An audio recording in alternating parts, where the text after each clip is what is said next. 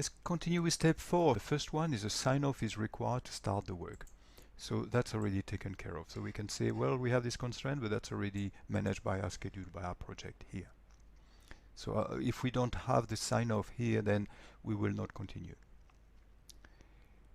Handyman 2 can only start 6 days after Handyman 1. So there are other ways to do this, but I'm just going to show you a very simple and visual way with using only what we have learned.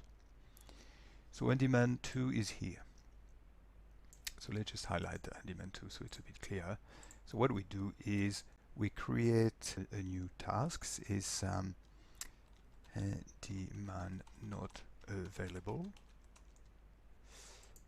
Handyman 2 not available, and then Handyman 2 is back, and that's a milestone. So not available for 6 days, and then a milestone. Okay, so what we do is we've seen that those tasks are not dependent.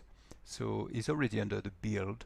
So we have a task Handyman 2 not available for 6 days. We link that to the milestone.